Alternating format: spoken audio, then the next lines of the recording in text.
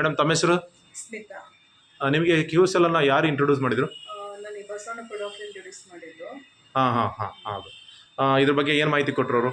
ಅವರು ಅದೇ ನನಗೆ ಗ್ಯಾಸ್ಟ್ರಿಕ್ ಪ್ರಾಬ್ಲಮ್ ಇಂದ ಸಾಕಷ್ಟು ಸರಿ ಅವ್ರ ಹತ್ರ ಟ್ಯಾಬ್ಲೆಟ್ ಎಲ್ಲ ಬರ್ಸ್ಕೊಡ್ತಿದ್ರು ಮುಂಚೆ. ಓಕೆ. ಅವಾಗ ಅವ್ರು ನನಗೆ ಸಜೆಷನ್ ಮಾಡಿದ್ದು, ಇದರಿಂದ ಗ್ಯಾಸ್ಟ್ರಿಕ್ ಕ್ಯೂರ್ ಆಗುತ್ತೆ, ಆಮೇಲೆ ಚೆನ್ನಾಗಿದೆ, ಯೂಸ್ ಮಾಡಿ ನೋಡಿ ಅಂತ ಹೇಳಿ ಅವ್ರು ಹೇಳಿರೋದ್ರಿಂದ ಸಾಕಷ್ಟು ರಿಸಲ್ಟ್ಗಳಿದೆ ಅಂತ ಹೇಳಿದಕ್ಕೆ ನಾನು ಯೂಸ್ ಮಾಡಿದೆ.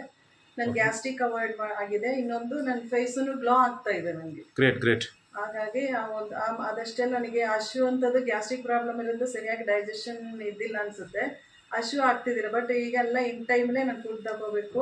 ತುಂಬಾ ಹಶು ಆಗ್ತಾ ಇದೆ. ಎಷ್ಟು ದಿವಸ ಆಯ್ತು ಮೇಡಮ್ ಇದು ತಗೊಂತಾ ಇರೋದು ನೀವು? ನಾನು 2 weeks ಆಗಿದೆ ಈಗ. ಡೈಲಿ ಎಷ್ಟು ಸೆಚೆಟ್ ತಗೊಂತೀರಾ? ಒಂದೇ ತಗೊಳ್ತಿದ್ದೀನಿ. ಓಕೆ. ಸರಿಯಾಗಿ ನೀರು ಕುಡಿತೀರಾ?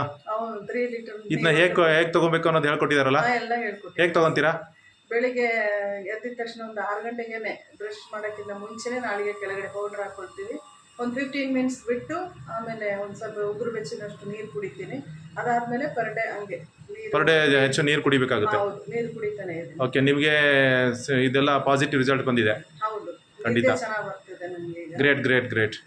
ಇದೆಲ್ಲ ಓಕೆ. ರೈಟ್. ಇವೆಲ್ಲ ಒಳ್ಳೆ ರಿಸಲ್ಟ್ಸಾ?